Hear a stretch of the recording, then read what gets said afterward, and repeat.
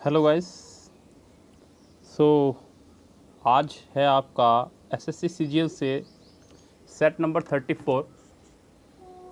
33 sets हम लोग इसके ऑलरेडी करा चुके हैं। आपको पहले ही हम लोग पहुंच चुके हैं आज देखते देखते सेट नंबर 34 पे। कल रात भी हमने आपको सेट नंबर 34 सोल्व कराया एक इसका बहुत ही प्यारा सोल्यूशन सेट का। यस, हम लोगों ने उसमें बहुत सारे रूल्स को क्लियर किया है। आज भी 12 बजे एक वीडियो आ रही है बड़ी प्यारी आपके लिए कंपल्सन रूल की, उसको देखना मत भूलिएगा। बहुत ही प्यारा रूल, शायद ही आपने इस रूल के बारे में कभी सुना हो। कंपल्सन रूल स्पोकन में और ग्रामर में इन दोनों में ही इसका बहुत अच्छा यूज़ है।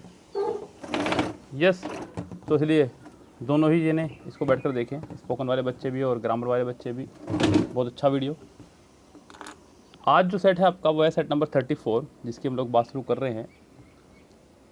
पहला ही क्वेश्चन आपका एक्टिव पैसिव पर बेस्ड है। कह रहा है कि he was given a book for his birthday. उसने इस सेंटेंस में इस्तेमाल किया was were plus third form का। पैसिव है, आपको बनाना है इसका एक्टिव। एक्टिव बनाने के लिए आपको इस्तेमाल करना होगा सेकंड फॉर्म का। सेकंड फॉर्म कितनों में है आपको ये ढूंढना होगा। पहले ऑप्शन में हैज़ है, रेस से बाहर। सेकंड ऑप्शन में गिव जो कि फर्स्ट फॉर्म है, रेस से बाहर। थर्ड ऑप्शन में गेव जो कि सेकंड फॉर्म है, रेस में शामिल। डी ऑप्शन में विल है जो कि आइन जो फ्यूचर में है, रेस से बाहर। तो इस सेंटेंस का आंसर आपका हो जाएगा सिर्फ और सिर्फ फिलहाल की स्थिति में सी। सेंटेंस नंबर नेक्स्ट देखिएगा। नेक्स्ट में आपको बताना है कि in the sentence identify the segment which contains the grammatically error. आपको बताना है किस सेंटेंस में ग्रामेटिकली एरर है, यानी कि किस पार्ट में ग्रामर्स की एरर दी गई है। सेंटेंस पे चलते हैं। कह रहा है कि the cost of fruits and vegetables. मेरे नियमों के हिसाब से जो मैंने आपको बताया हुआ है वो हमने आपको ये बताया हुआ कि आप प्रीपोजिशन के बाद वाले पार्ट को कुछ नहीं मानते। यस, यही समझाया मैंने आपको हर बार तक। प्रीपोजिशन के बाद वाले पार्ट को सेंटेंस का हिस्सा नहीं मानते हैं। ये हुआ रेस से बाहर। अब आपको जो वर्ब लगानी है वो लगानी है द कोस्ट के हिसाब से। द कोस्ट है आपका सिंगुलर सब्जेक्ट, तो आपको इसके साथ में सिंगुलर ही वर्ब लगानी होगी। अच्छा होगा कि आप यहाँ पर हैव की जगह हैज़ का इस्तेमाल करें। इसका इस्तेमाल करें हैज़ का, तो ये सेंटेंस आपका करेक्ट माना जाएगा। The cost of fruits and vegetable has Ryzen abnormally this month. यानी कि इसके सी पार्ट में हो जाएगी एरर। आपको सिर्फ इसके एरर बतानी थी किस पार्ट में है, मैंने आपको ठीक करके ही बता दिया क्या होगी। नेक्स्ट सेंटेंस देखिए। Select the most appropriate option to substitute the underline segment in the given sentence. If no substitution required select no improvement. आपको बताना है कि इस सेंटेंस के किस पार्ट में है error. Meera has a friend who parents live in the Dubai. Meera has a friend, Meera का एक दोस्त है, मीरा की एक दोस्त है जिसके माता पिता दुबई में रहते हैं। देखिए मैंने आपको पहले ही बताया है, जब भी सेंटेंस में आपको दिखाई दे हु या हु, तो आप ये समझ जाएं कि पहली बात तो ये है कि हु आपका एक सब्जेक्ट है जिसको चाहिए होती है वर्ब, और हुम आपका एक ऑब्जेक्ट है जिसको वर्ब की आवश्यकता नहीं है। सबसे पहली बात, जब भी सेंटेंस में हु हो तो आप सेंटेंस में सबसे पहले सब्जेक्ट और वर्ब की संख्या गिन लें कितनी है। यस, सेंटेंस में सब्जेक्ट कितने हैं और वर्ब कितनी है, आप फटाफट से उनको गिन लीजिएगा। अगर मैं सेंटेंस में चलूँ तो सेंटेंस में पहला सब्जेक्ट है आपका मीरा और उसके साथ एक वर्ब आई है, वो है हैज़। यस, जो कि कंफर्म हुई। दूसरा सब्जेक्ट है इसके अंदर पेरेंट्स और उनके लिए एक वर्ब आई है लिव, जो कि क्लियर हुई। अब यहाँ तीसरा सब्जेक्ट एक और आ रहा है जो कि है आपका हु, जिसके लिए यहाँ कोई वर्ब मुझे नहीं दिखाई दे रही है। सो ऐसी स्थिति में आप क्या करेंगे, यदि सेंटेंस में सब्जेक्ट और वर्ब की संख्या बराबर ना हो, यदि सब्जेक्ट और वर्ब बराबर हों तब तो कोई दिक्कत नहीं है। यस, यानी कि हु के लिए भी वर्ब हो तो। अगर हु के लिए वर्ब ना हो तो आप हु को हुम बना देंगे, सेंटेंस आपका करेक्ट हो जाएगा मीरा हैज़ अ फ्रेंड हुम। अब यहाँ पे हुम से भी काम चलेगा, हालांकि सही बात तो ये है क्योंकि कह रहा है जिसके माता पिता। अब यहाँ पे अच्छा होगा आप हुम की जगह लगा दीजिए यहाँ पे हुज पेरेंट्स। हुज पेरेंट्स यानी कि जिसके माता पिता, जिसके माता पिता। यहाँ पे कम से कम हु नहीं आएगा क्योंकि हु को अपने लिए खुद एक वर्ब चाहिए जो कि सेंटेंस में नहीं है। सो इस सेंटेंस में आपको हु हटाना होगा। कुल मिला के आपको मिस्टेक निकालनी थी और सेंटेंस आपका करेक्ट हो चुका है। यानी कि इस सेंटेंस में Meera has a friend whose parents live, यानी कि इसका आंसर हो जाना चाहिए आपका थर्ड का सी। नेक्स्ट देखिए too unimportant to consider. Too unimportant to consider, इसका आंसर हो जाएगा आपका पहला ही ट्राइबल। क्या हो जाएगा आपका ट्राइबल। नेक्स्ट देखिए सेंटेंस नंबर 5। आपको बताना है कि सेंटेंस का सही सीक्वेंस क्या होगा। कह रहा है कि its value is linked to what it is being used for. Such questions often baffle you. How emotional should one get about money and its value? Money on its own has no value until you have some use for it. Sentence को सबसे पहले आप पहला sentence ढूंढिए जो कि आपका दिखाई दे रहा है आपको सी। इसका फर्स्ट सेंटेंस होगा how emotional should one get about money and its value. सबसे पहला सेंटेंस इसका होगा सी। अब सी के बाद देखिए कौन सेंटेंस आप लगाएंगे, सी के बाद बी या सी के बाद ए। दो ऑप्शन हमें दिख रहे हैं यहाँ पे क्योंकि सी से सिर्फ दो ही सेंटेंस स्टार्ट हो रहे हैं, एक तो ए और एक सी। अब इनमें से किस सेंटेंस में सी के बाद ए आएगा और सी के बाद बी आएगा, ये आपको चेक करना है। देखते हैं फटाफट ध्यान से। सी के बाद B, how emotional should one get money and its value. Such question often baffle you. Yes, such question often baffle you. इस तरह क्वेश्चन जो आपको बैफल यानी कि चकित कर सकते हैं। या फिर ए इट्स वैल्यू, जी नहीं, किसकी वैल्यू, ये बात की बात है। तो आपका सी के बाद बी ही आना चाहिए जो कि सी ऑप्शन में है। इस सेंटेंस का आंसर हो जाएगा आपका फिलहाल के लिए सी करेक्ट। सी इसका प्रॉपर आंसर होगा। क्वेश्चन नंबर 6 पे चलते हैं। कह रहे हैं कि applications are to be sent to the principal before 13 May. Applications भेजनी है प्रिंसिपल्स को 13 मई से पहले। एप्लीकेशन के लिए उसने इस्तेमाल किया है आपका आर का, यस, जो कि यहाँ पे करेक्ट है क्योंकि एप्लीकेशन के लिए आर कहना ठीक होगा, बिल्कुल ठीक है। आर के बाद टू लगाया, टू के बाद फर्स्ट फॉर्म बी, ये भी ठीक है। बी के बाद वर्ब की थर्ड फॉर्म, वो भी ठीक है। वर्ब से वर्ब को जोड़ रहा है टू, यस, तो भी ठीक है। इस सेंटेंस में कोई भी एरर नहीं है। ये सेंटेंस इस लिहाज से होता है आपका बिल्कुल नो एरर, यानी कि इस सेंटेंस का आंसर हो जाएगा आपको no improvement. Yes, application are to be sent to the principal before 13 में 6 क्वेश्चन का सी आंसर होगा नो एरर। क्वेश्चन नंबर 7 देखिए। Select the most appropriate option to fill in the blanks. आपको blanks के अंदर मोस्ट अप्रोप्रिएट ऑप्शन फिल करना है। It is hard to conceive of a more dash route than one that this determined traveler choose to follow। Option है आपका vocabulary based. पहला word है आपका स्टिमुलेटिंग, इसका मतलब होता है आपका प्रेरक। दूसरा वर्ड है आपका डैशिंग, आपने कई बार सुना होगा कि बहुत डैशिंग लग रहे हो आप, शानदार। सी है आपका डेंटिंग, DAUNTING, डॉन्टिंग यानी कि कठिन। डी है आपका प्रोवोक, इसका मतलब होता है भड़काना। क्या होता है? भड़काना। It is hard to conceive of a more daunting route, यहाँ पे आपका सी आएगा, कठिन रूट की बात हो रही है, कठिन रास्ते की बात हो रही है, इसलिए अच्छा होगा कि आप इसका आंसर लगाएं सी, यानी कि आपका आंसर हो जाएगा इसका सी करेक्ट। चलते हैं नेक्स्ट सेंटेंस पे। नेक्स्ट सेंटेंस आपको कह रहा है कि आपको बनाना इसका passive. The artist played the violin. आपको दिख रहा है प्लेड, प्लेड है आपकी वर्ब की सेकंड फॉर्म। आपको इसके लगाना होगा वॉज वर्ब। कितनों में है आप उसको ढूंढिए। फर्स्ट ऑप्शन में आपका हैज़ है, रेस से बाहर। सेकंड ऑप्शन में विल है, रेस से बाहर। थर्ड ऑप्शन में इज़ है, रेस से बाहर। अब आपकी मजबूरी भी है और ज़रूरत भी है कि आप बी ही आंसर लगाएं, क्योंकि आपके पास वॉज है बी में। यस, तो इस सेंटेंस का करेक्ट आंसर हो जाएगा आपका D. The violin was played by the artist.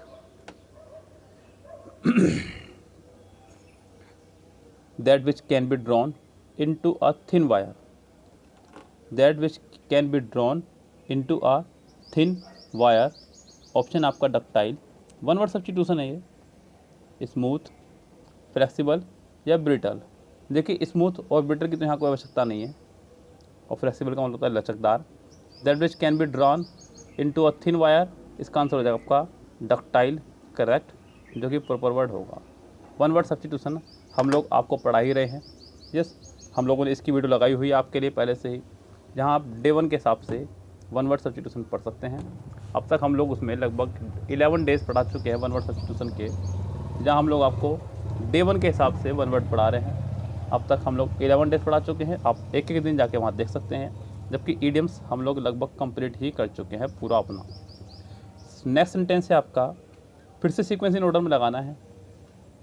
Only natural dyes are use in Kalmakari and it involves several steps।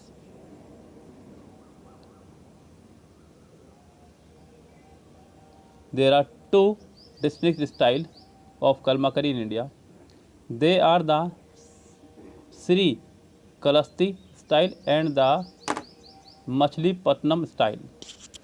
Kalmakari is a type of hand painted or block printed cotton textile produced in the Indian states of Andhra Pradesh and Telangana. इस sentence का पहला answer आपका start होगा D से, क्योंकि main subject इसके अंदर D ही है। अब डी के बाद आपको देखना है कि ए आएगा या डी के बाद सी आएगा, ये आपको फैसला लेना है। ज़रा देखते हैं डी के बाद ए को एक बार फिर से। Kalamkari is a type of hand painted or block printed cotton textile produce in the Indian state of Andhra Pradesh and Telangana. Option देखिए, और only natural dyes are use in Kalamkari and it involve several steps, A में है। और अगर मैं सी लगा रहा हूँ तो दे आर जी नहीं, यहाँ पे आप कलमाकरी के लिए इट का इस्तेमाल करें तो ज़्यादा अच्छा होगा। डी के बाद आपको ए ही लगाना होगा। अब डी के बाद सी यानी कि दे का इस्तेमाल नहीं कर सकते, जो कि गलत होगा। इसका ऑप्शन हो जाएगा आपका पहला ही करेक्ट। 10th सेंटेंस का सॉरी पहला कर रहा हूँ, डी के बाद ए यानी कि बी आंसर इसका करेक्ट हो जाएगा। यस, चलते हैं नेक्स्ट सेंटेंस पे।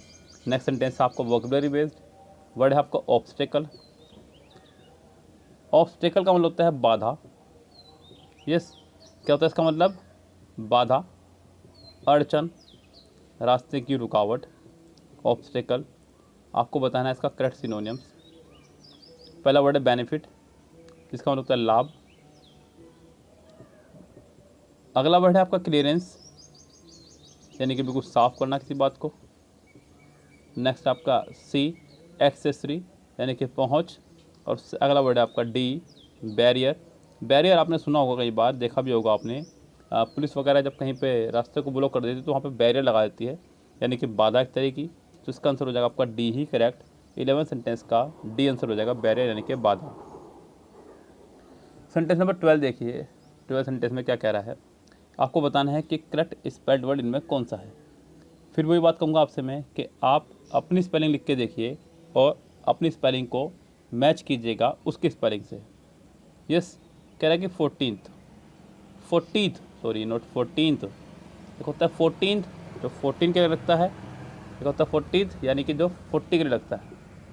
यस, सो यानी कि 40 के लिए इस्तेमाल हो रही बात यहाँ पे, तो आप पहले 40 लिख लीजिएगा, FORTY, जो हमें पता है।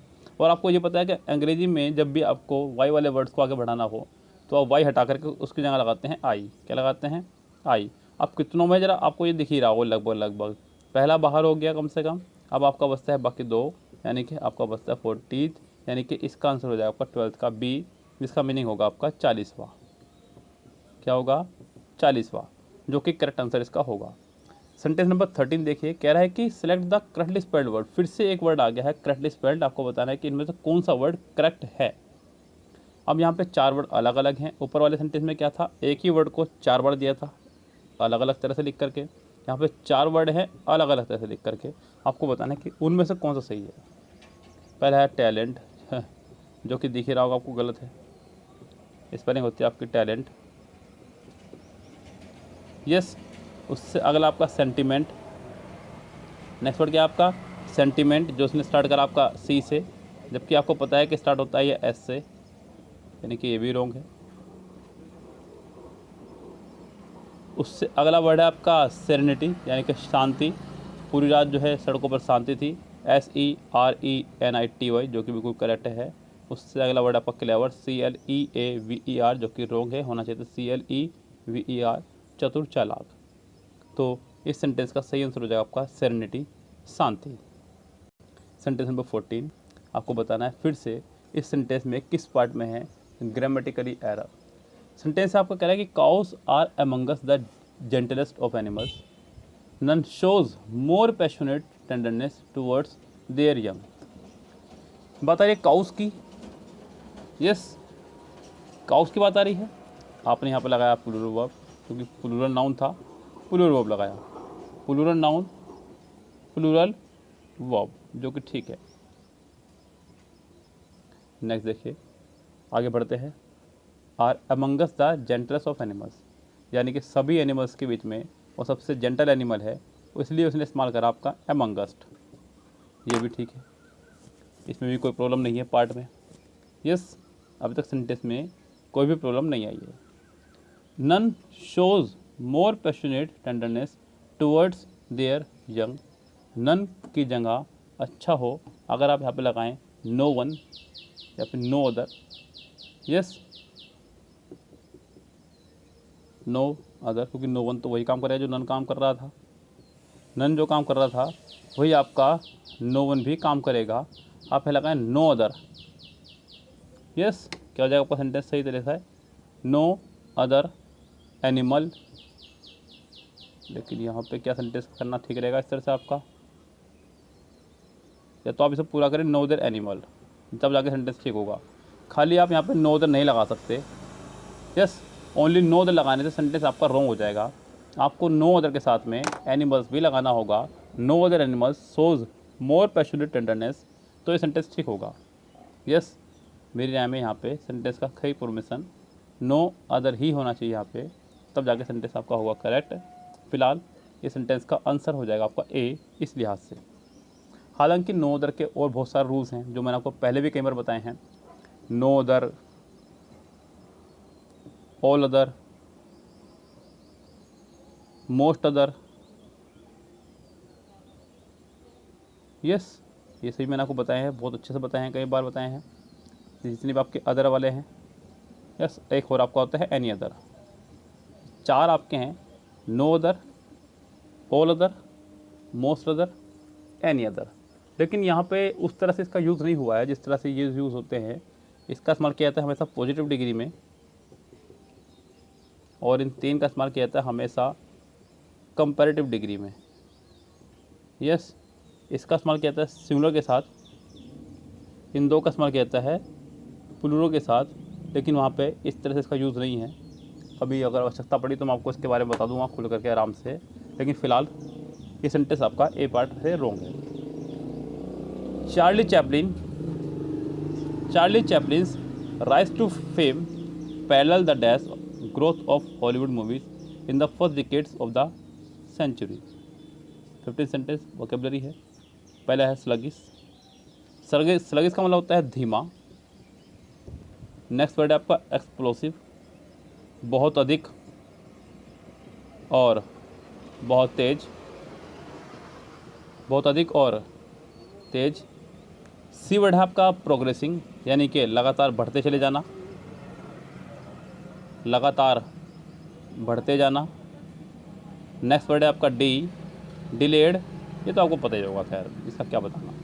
अब आपको बताना है कि यहाँ पे प्रॉपर वर्ड क्या होगा। कह रहा है कि Charlie Chaplin's rise to fame parallel the dash growth of Hollywood movies in the first decades of the century. बहुत अधिक और तेज, यानी कि इस सेंटेंस का 15 का आंसर होना चाहिए B. Charlie Chaplin's rise to fame parallel the explosive growth of Hollywood movie in the first decades of the century. Yes, इसका आंसर हो जाएगा आपका बी करेक्ट। चलते हैं नेक्स्ट पे। नेक्स्ट है आपका 16 आपका वोकेबलरी बेस एंडेवर, जिसका मतलब होता है प्रयास। आपको बताना है इस वर्ड का करेक्ट सिनोनिम्स क्या होगा। प्रयास कर रहा है, प्रयास के लिए आपको प्रयास जैसा ही कुछ सिनोनिम चाहिए। पहला वर्ड है सक्सेस। सक्सेस तो इसका एक फाइनल रिजल्ट होगा, यानी कि सफल हो जाना। रिजल्ट तो अपने आप में ही एक रिजल्ट है। अचीवमेंट मतलब कुछ अचीव कर लेना प्रयास के बाद में। इसका आंसर हो जाएगा आपका डी अटैम्प्ट, यानी कि कोई कोशिश करना, प्रयास करना। तो इसका आंसर आपका हो जाएगा करेक्ट फिलहाल यहाँ पे D.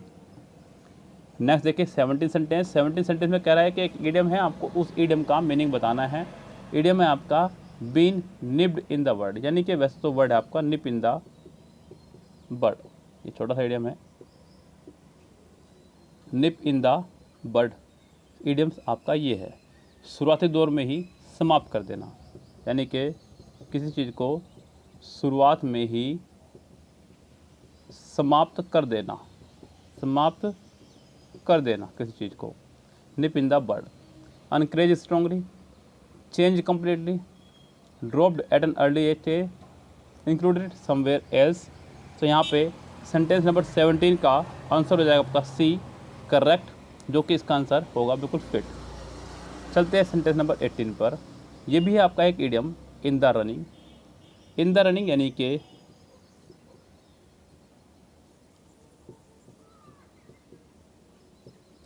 we now have an ex-minister in the running from our constituency for the post of member of parliament. in the running चुनाव लड़ना। क्या होगा इसका प्रॉपर मीनिंग? चुनाव लड़ना इस करेक्ट ऑप्शन होगा। अब देखते हैं चुनाव लड़ने के लिए यहाँ पे क्या ऑप्शन दिए हुए हैं। पहला ऑप्शन है contesting the seat, teaching yoga, given speech, jogging everyday. So यहाँ पे 18 का आंसर हो जाएगा आपका पहला ही contesting the seat. Contesting the seat इसका आंसर हो जाएगा पहला ही करेक्ट।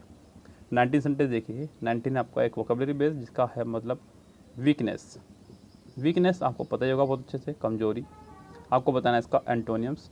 एंटोनियम्स भी आपको दिख रहा होगा, इलनेस बीमारी, ब्रेवरी बहादुरी, डिसेबिलिटी अयोग्यता, स्ट्रेंथ मतलब मजबूती। तो इसका आंसर हो जाएगा आपका स्ट्रेंथ करेक्ट। उससे अगला वर्ड है आपका टायरेंट। 20 वर्ड।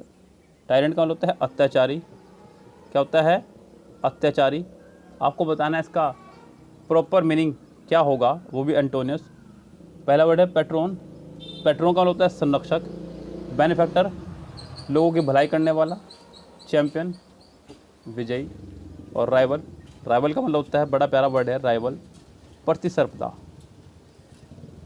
हालांकि मुझे बच्चे बोलते हैं सर आप गलत बोलते हो, इसको प्रतिस्पर्धा बोलते हैं, लेकिन मैं प्रतिस्पर्धा बोलता हूँ।